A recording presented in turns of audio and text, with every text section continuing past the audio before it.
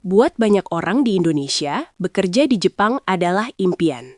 Gaji yang relatif lebih tinggi, sistem kerja yang teratur, serta kesempatan untuk mendapatkan pengalaman internasional membuat Jepang menjadi salah satu negara tujuan favorit.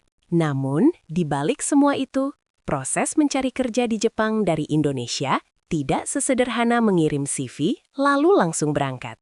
Banyak orang gagal, tertipu, atau kecewa bukan karena Jepang itu buruk, tetapi karena kurangnya informasi yang benar sejak awal. Karena itu, di narasi ini kita akan bahas secara realistis dan lengkap tentang cara mencari kerja di Jepang dari Indonesia, langkah demi langkah, supaya kamu punya gambaran yang jelas dan tidak salah jalan.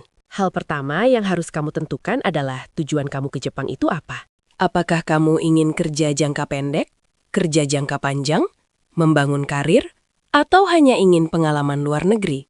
Tujuan ini akan sangat menentukan jalur yang harus kamu ambil, jenis visa, dan jenis pekerjaan yang realistis untuk kamu kejar. Secara umum, ada beberapa jalur utama untuk bekerja di Jepang dari Indonesia.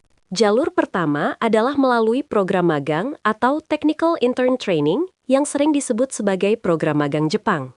Jalur ini sangat populer karena relatif lebih mudah dimasuki, terutama bagi lulusan SMA atau SMK.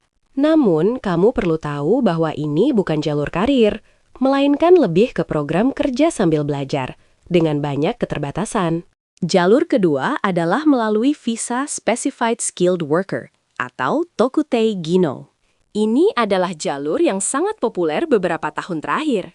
Jalur ini memungkinkan kamu bekerja di sektor-sektor seperti restoran, hotel, pabrik makanan, perawatan lansia, konstruksi, dan pertanian. Jalur ini lebih baik dari magang karena statusnya adalah pekerja, bukan peserta magang. Jalur ketiga adalah melalui visa profesional, seperti Engineer, Specialist in Humanities, dan International Services. Jalur ini biasanya untuk lulusan D3 atau S1 yang bekerja di bidang IT, teknik, desain, akuntansi, marketing, penerjemah, dan pekerjaan kantor lainnya. Jalur ini adalah jalur karir yang paling stabil dan fleksibel. Langkah berikutnya adalah mempersiapkan kemampuan bahasa Jepang. Ini adalah faktor yang sangat menentukan. Semakin baik bahasa Jepang kamu, semakin banyak pilihan kerja yang terbuka. Untuk banyak pekerjaan lapangan, biasanya minimal N4 atau N3. Untuk pekerjaan kantor dan profesional, biasanya N2 atau bahkan N1 sangat disarankan. Selain bahasa, kamu juga perlu menyiapkan dokumen. Dokumen utama biasanya meliputi CV dalam format Jepang atau Rirekisho, paspor, ijazah, transkrip nilai, sertifikat bahasa Jepang, dan surat pengalaman kerja jika ada. CV Jepang punya format yang cukup berbeda dari CV Indonesia, jadi penting untuk mempelajarinya dengan benar. Dalam mencari kerja, kamu bisa menggunakan beberapa cara. Salah satunya adalah melalui lembaga penyalur resmi atau LPK. LPK bisa membantu pelatihan, bahasa, dan proses penempatan.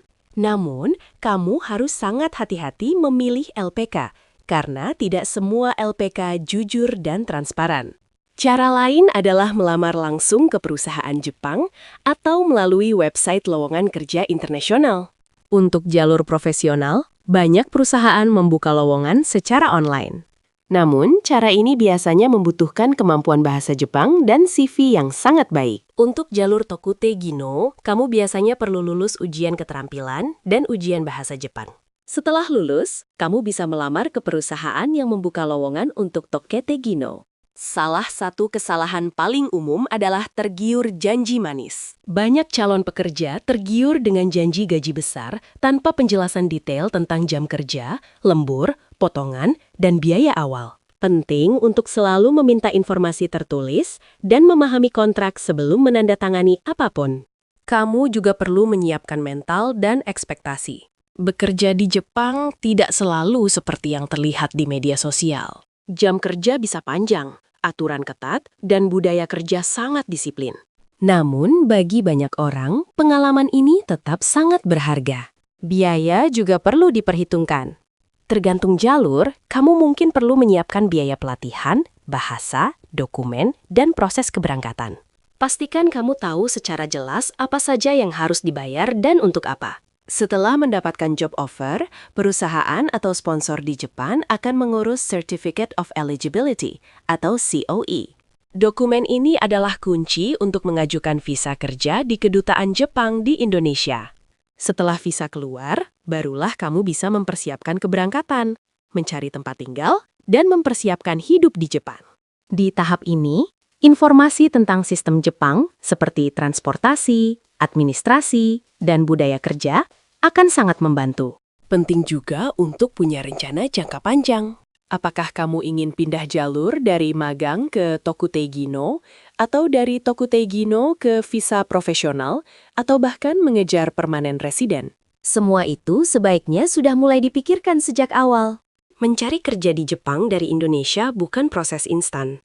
Ini adalah proses yang membutuhkan persiapan, kesabaran, dan informasi yang benar. Dengan memahami jalur, persyaratan, dan realita kerja di Jepang, kamu bisa mengurangi resiko gagal, menghindari penipuan, dan meningkatkan peluang untuk mendapatkan pekerjaan yang sesuai dengan tujuan hidup kamu. Narasi ini diharapkan bisa menjadi panduan awal yang realistis bagi siapapun di Indonesia yang ingin mencari kerja di Jepang, agar tidak hanya bermodal mimpi, tetapi juga dibekali dengan pemahaman yang kuat dan strategi yang jelas.